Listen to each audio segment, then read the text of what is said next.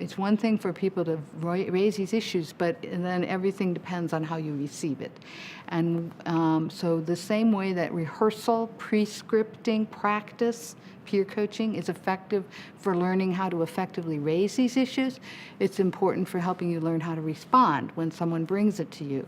And so what we've identified is that there's two components to that. There's the self-management component, which is you come to me with a problem, it's always bad news. It's usually is expensive or time-consuming or just, a bother. It's an interruption in my day. And so there can be a tendency to kill the messenger, right? And so some of it is just learning to take the deep breath, and to count to 10 and to self-manage. But there's another piece to it, which is literally what do you say and do when people bring that to you?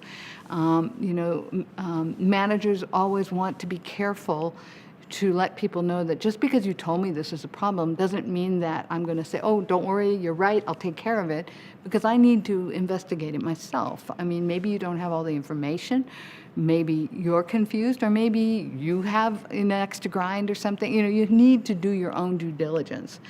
But when that gets communicated to the employee who raises it, it often gets communicated in a way that that employee will feel like they've just been brushed off, that they haven't been listened to, that in fact they've been mistrusted, which is really negative, because then if it's a true issue, they're never going to raise an issue again, And so one of the things we do is we help people figure out, create some scripts, some things that you say to people.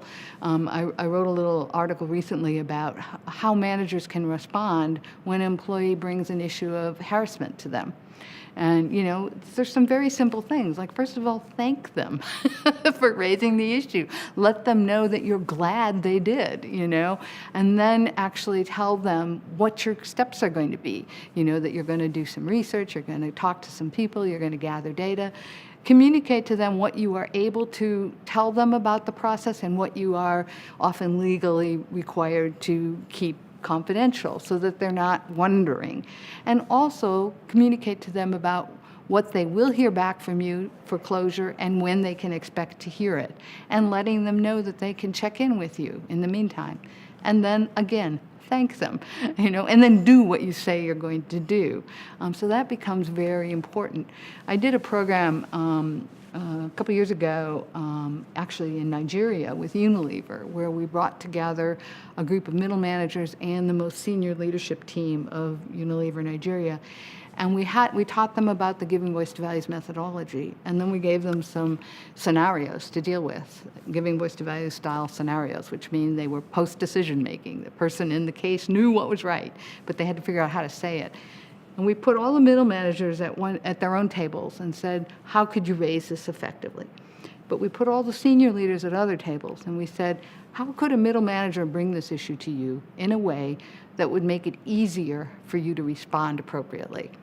So when they came back together, this kind of natural social contracting started to happen, where, the senior leaders were saying, well, if you would make an appointment rather than grabbing me in the hall and dropping this problem in my lap as I'm busy running to something else and feeling distracted, and if you would actually bring a little data to show with me why you think this is an issue, and maybe even bring some suggestions of how you think it could be addressed, even if they turn out not to be feasible, it helps me feel like we're all on the same side here trying to solve this.